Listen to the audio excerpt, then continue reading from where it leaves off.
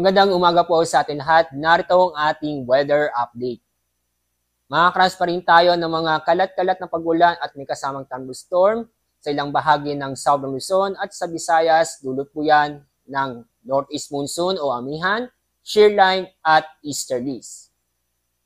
At sa ating magiging laga na panahon, sa susunod na 24 oras, makakaranas po tayo ng maulap ng kalangitan at may kasamang kalat-kalat na pag-ulan at thunderstorm sa Aurora, Quezon, Oriental Mindoro, din po sa Marinduque at sa Bicol Region.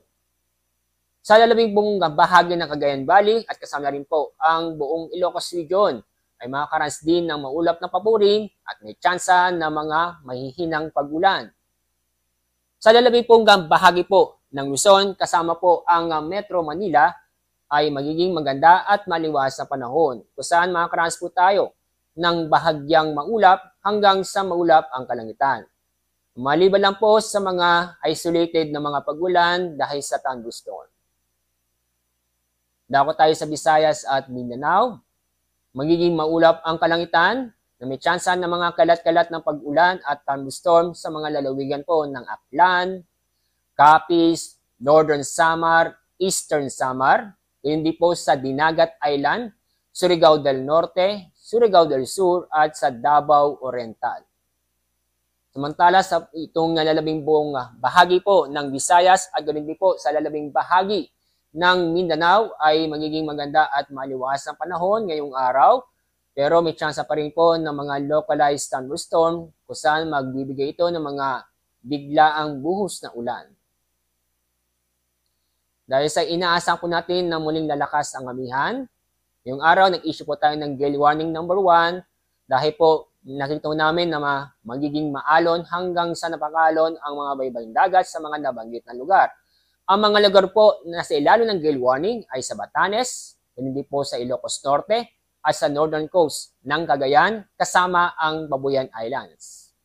Kaya paalala po sa mga kababayan po natin sa mga nabanggit na lugar na huwag mo na pumalaot sa mga lugar nito dahil may inaasahan po tayong matataas na alon. Kung saan ang taas ng alon po ay halos aabot hanggang 5 metro. Sa ating weather outlook sa susunod ng 3 araw, sa Metro Manila, sa loob po ng 3 araw magiging maganda at maliwas ang panahon kung saan makakaranas pa rin tayo ng bahagyang maulap hanggang sa maulap ang kalangitan, maliban po sa mga isolated na mga pag-ulan. Pero sa mga kababayan po natin sa Baguio City, bukas po ay maging maulan na panahon, dulot po yan ng amihan o northeast monsoon. Kung saan itong sa araw nito, may tsansa po ng mga pamisa-misang malalakas na pag-ulan. Pero pagdating po ng Sunday at Monday next week, magiging maganda at maliwasan po na panahon tayo at maliban lang po sa mga localized thunderstorm.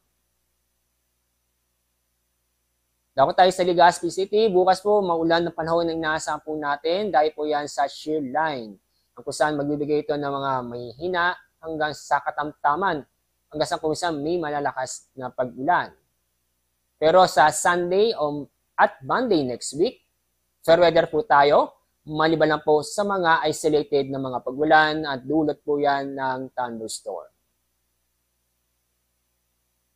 Sa Metro Cebu, sa loob po ng 3 araw, magpapatuloy na magiging maganda at maliwas sa panahon, kung saan ay bahagyang maulap hanggang sa maulap na kalangitan. Maliban na po sa mga isolated na mga pag-ulan, ito yung mga biglaang buhos ng ulan. Dulot po yan ng thunderstorm.